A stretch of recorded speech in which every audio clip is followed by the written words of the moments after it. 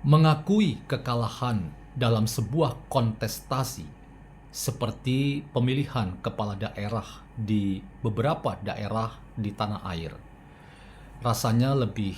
mudah diucapkan daripada dipraktekkan. Ketika para kontestan dipertemukan oleh Komisi Penyelenggara Pemilihan Umum,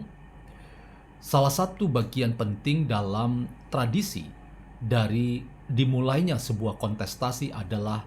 pernyataan dari pasangan calon yang maju dalam kontestasi agar semua pasangan siap untuk menang dan siap untuk kalah. Pertanyaannya adalah, mengapa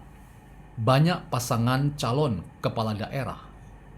tidak siap untuk kalah? Dan mengapa sulit mengakui kekalahan?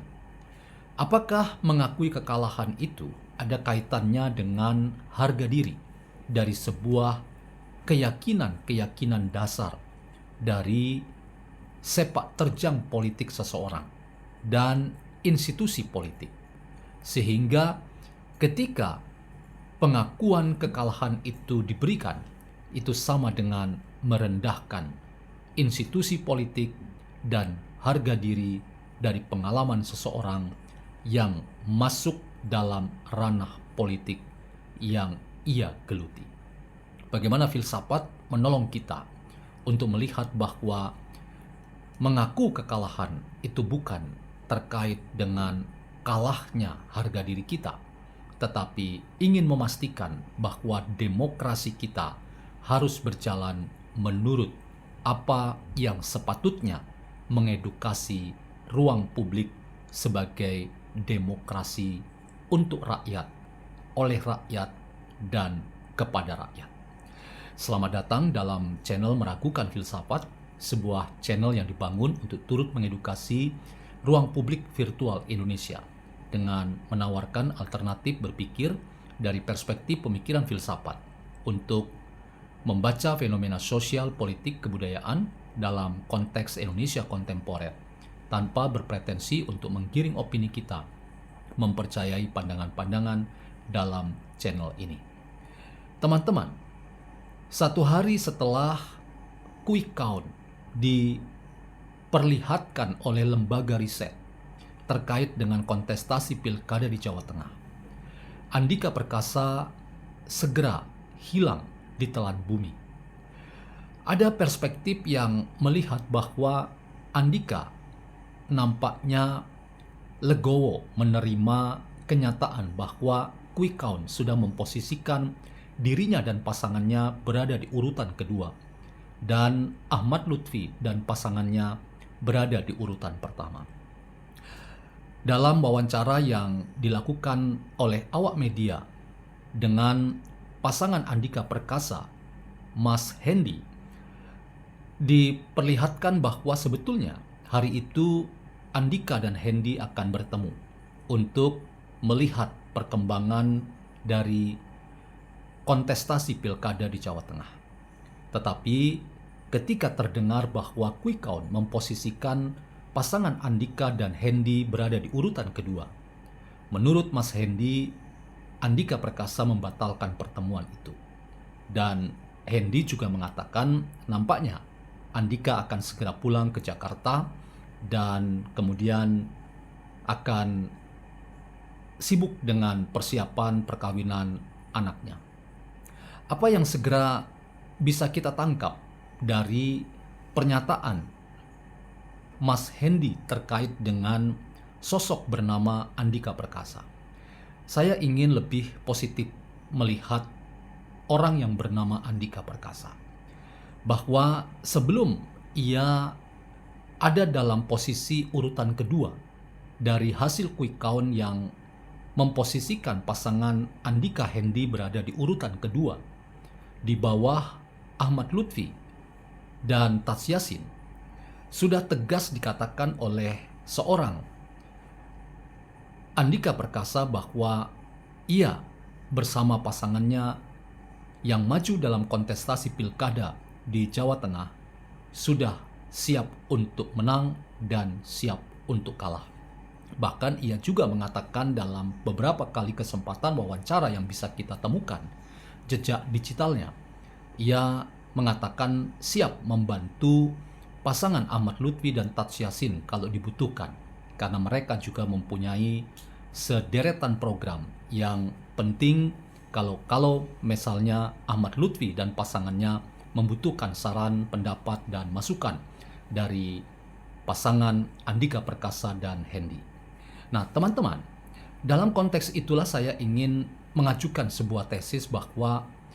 dalam kontestasi apapun, nampaknya pilkada atau pemilihan kepala daerah dan pemilihan di jenjang apapun, itu memperhadapkan kita pada sulitnya untuk tiba pada pengakuan bahwa kami kalah dan pengakuan sekaligus meneguhkan bahwa pasangan yang menang diberikan apresiasi dan ucapan selamat. Nampaknya teman-teman, dalam praktek demokrasi di tanah air, upaya untuk belajar memberi apresiasi terkait dengan demokrasi yang sudah berjalan lewat kontestasi pemilihan umum ini belum bisa diterjemahkan sebagai sebuah proses yang disebut sebagai kegembiraan politik. Orang merasa bahwa kontestasi itu identik dengan harga diri. Dan ketika harga diri kemudian terusik dan diposisikan dirinya kalah dalam kontestasi, maka ia kemudian menyatakan sikap yang bertolak belakang dari pernyataan yang mudah diucapkan tetapi sulit dipraktekkan ketika Komisi Pemilihan Umum Daerah mengundang seluruh kontestan untuk hadir dalam rangka memastikan bahwa pemilihan kepala daerah di suatu daerah akan berjalan dengan baik. Nah, disinilah teman-teman kita melihat bahwa problem dalam demokrasi kita itu sebetulnya problem yang terkait dengan bagaimana edukasi terhadap para rakyat yang menjadi sasaran utama untuk setiap kontestan menemukan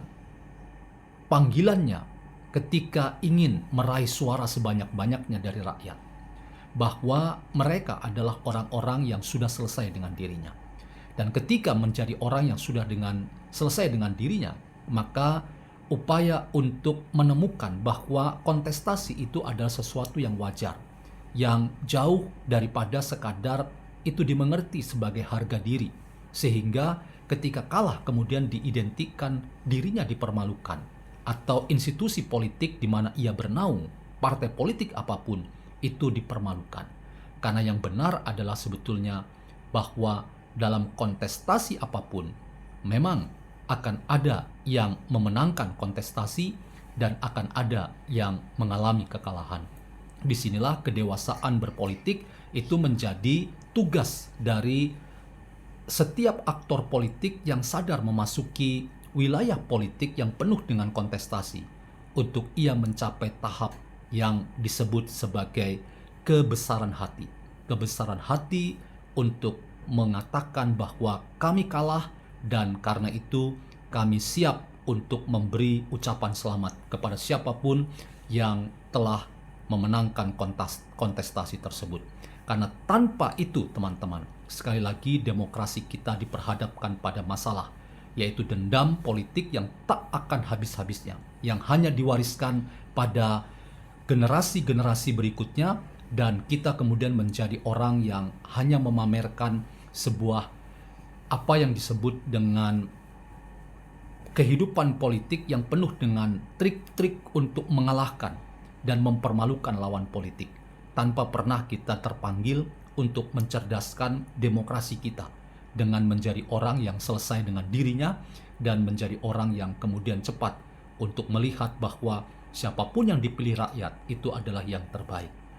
Saya dalam konteks ini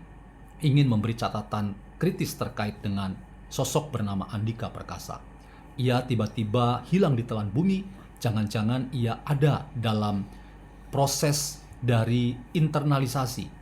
apa yang ia sendiri sudah katakan, bahwa ia legowo dan ia siap menang, siap kalah dan mengucapkan selamat, tetapi itu belum terkatakan keluar dari mulutnya. Tetapi yang pasti institusi politik Partai Demokrasi Indonesia Perjuangan tetap mempersoalkan bahwa Jawa Tengah tidak mungkin kalah, dan karena itu Jawa Tengah tetap akan dipersoalkan terkait dengan isu-isu lain bahwa ada permainan kotor dan curang dari pihak-pihak yang selalu dikaitkan dengan rezim pemerintahan Prabowo Gibran dan Jokowi yang terus disebut dengan status cawe-cawe